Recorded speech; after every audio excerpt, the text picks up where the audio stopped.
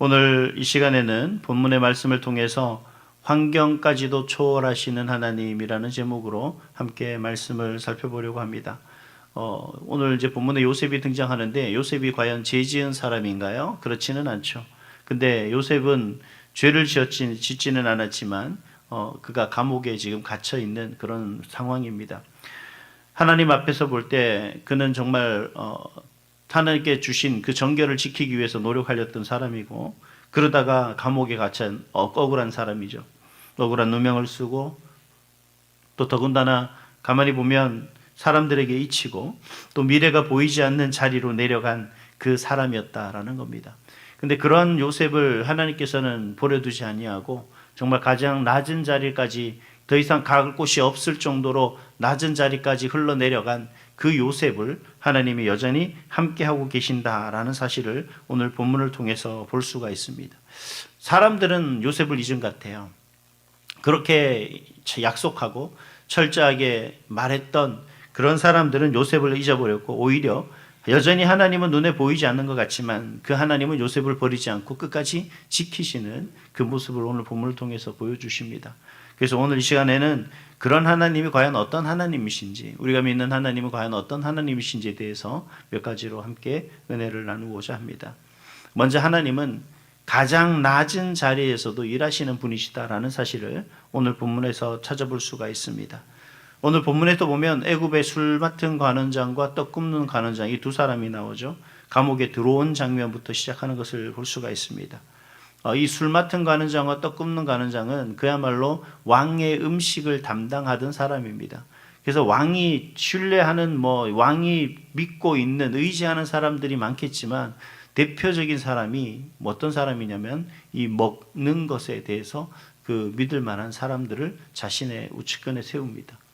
그리고 우리나라에도 과거 왕을 시해하고자 하는 사람들이 어떻게 합니까? 왕의 음식에 아주 조금씩, 알아보지 못할 정도로 독을 조금씩 풀어서 중독을 시켜 죽게 하거나 아니면 병들어서 죽게 하는 그런 일들을 했죠. 서양에서도 마찬가지입니다.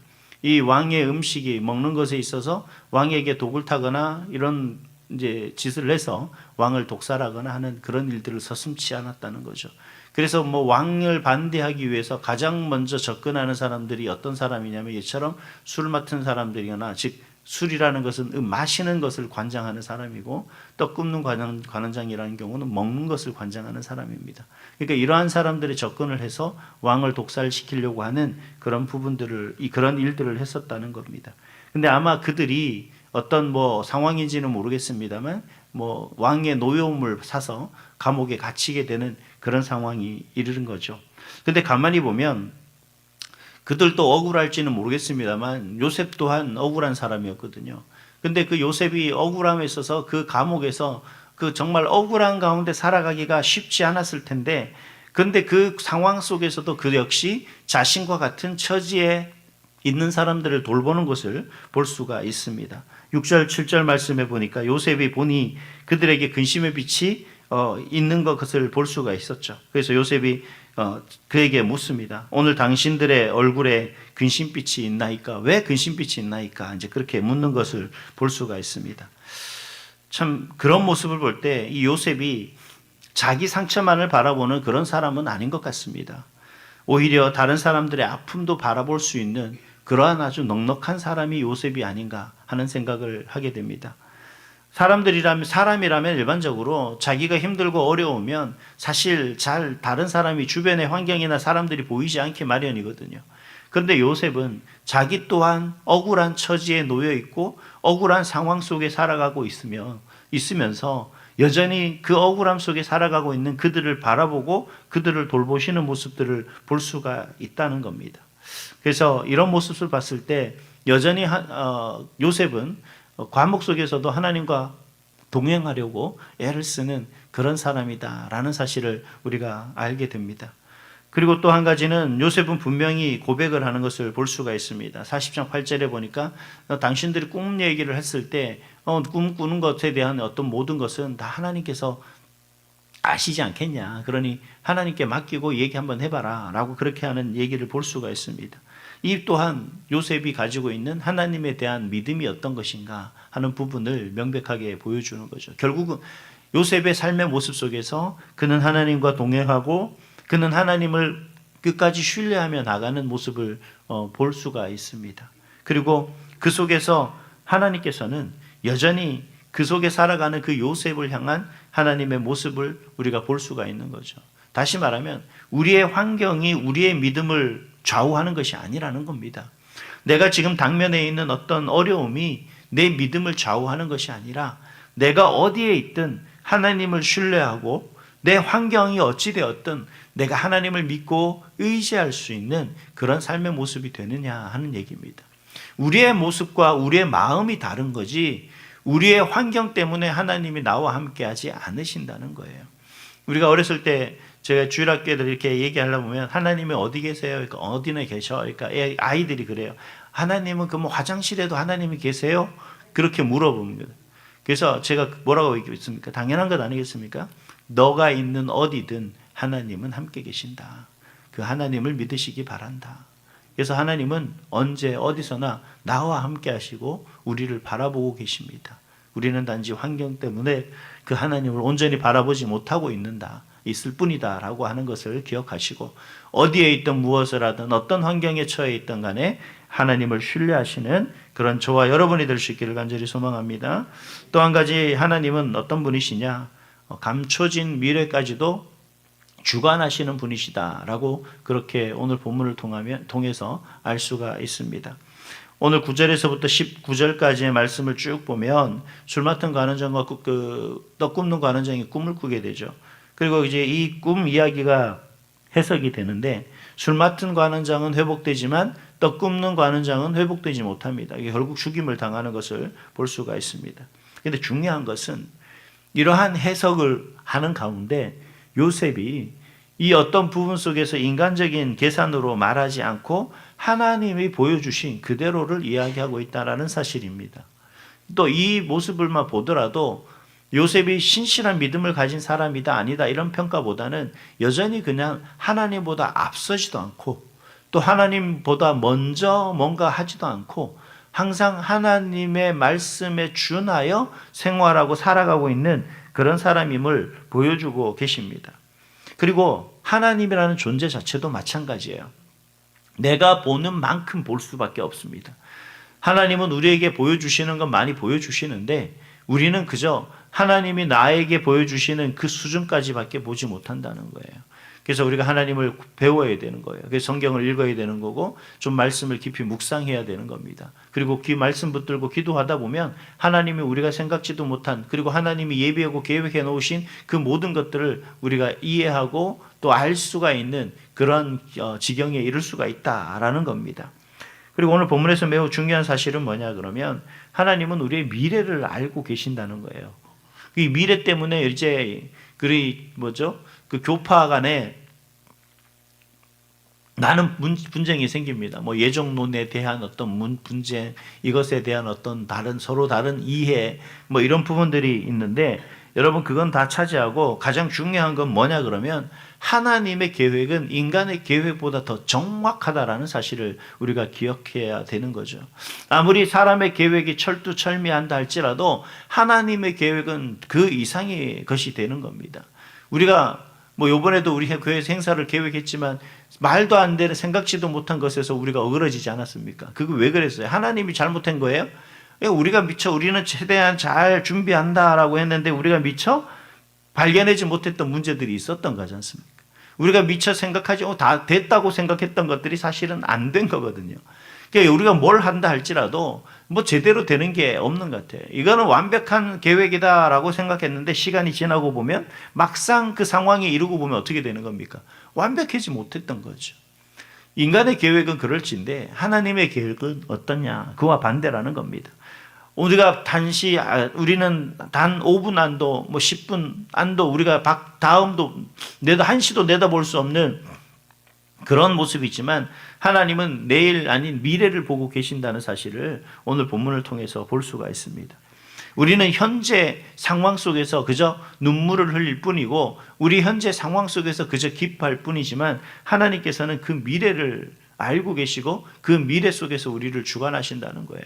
그래서 오늘 눈물을 가지고 있는 지금의 눈물이 하나님께서는 그 눈물을 기쁨으로 회복시키는 하나님이시고, 여러분 오늘의 그 삶의 모습 속에서 우리를 인도하실 그 하나님이 원하시는 그 길로 인도하시는 하나님의 은혜 가운데 살 수 있도록 하나님이 우리를 이끄시고 계신다는 사실을 기억하시기 바랍니다. 사람은 실수하죠. 그래서 실패하기도 합니다. 그래서 실패로 인하여 낙심하기도 하고 낙담하기도 하죠. 그러나 하나님은 실수하지 않는 그러한 분이시고요.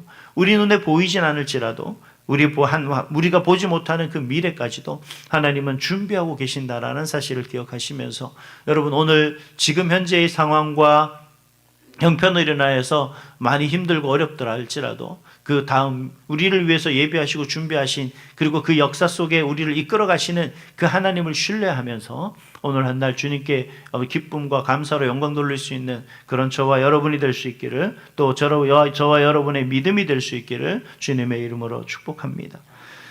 마지막으로 하나님은 잊지 않으시는 분이십니다. 사람은 사람을 잊을 수가 있어요. 그러나 하나님은 잊지 않는 분이시다는 거죠. 여러분 우리가 살아가다 삶의 모습 속에서 여러분 어떤 일들이 일어납니까?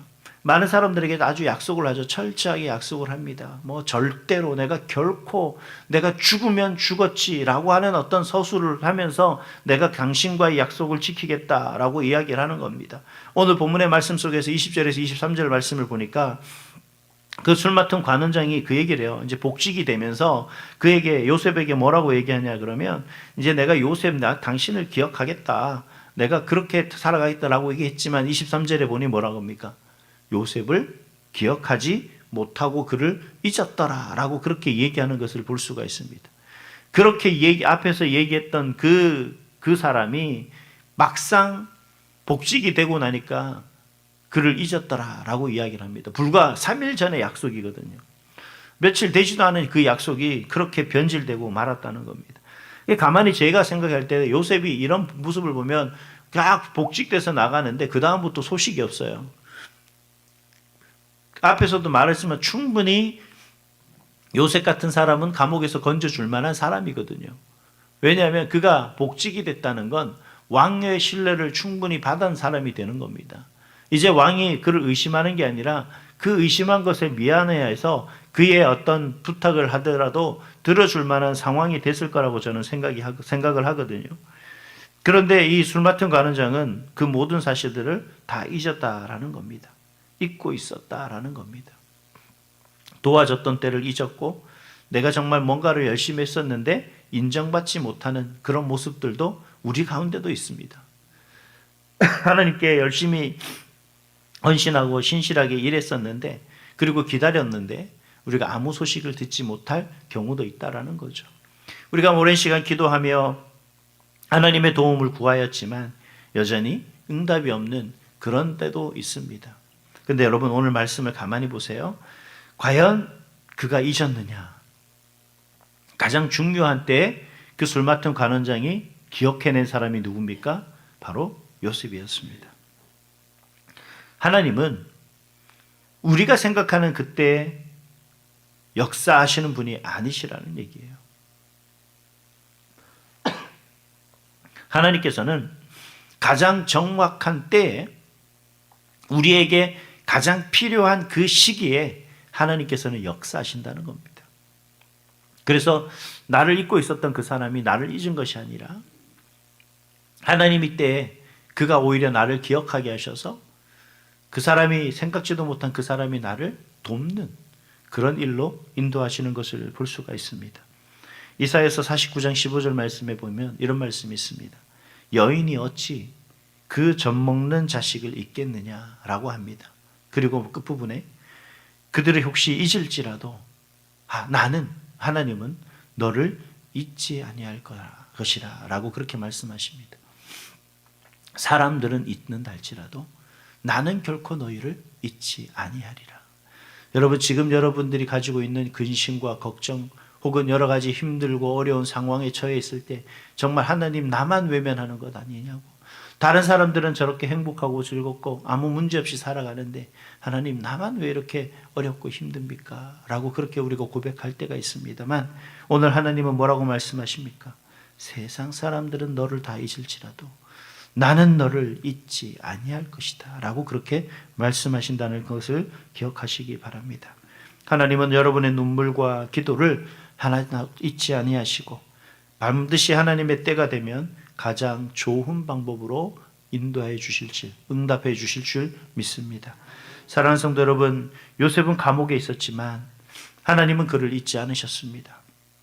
사람은 잊었어도 하나님은 기억하십니다. 오늘 우리의 현실이 답답하고 막혀 보여도 하나님은 여전히 일하시고 계십니다. 그렇기 때문에 우리가 낙심하지 말고 오늘 요셉이 그 감옥이라는 그 환경까지 처했었지만 그래도 그 속에서 하나님과 동행하고 그 하나님을 신뢰하며 나갔던 그 모습처럼 오늘도 그 하나님을 신뢰하고 그 하나님과 동행하는 그런 저와 여러분의 한 날 될 수 있기를 주님의 이름으로 축복합니다.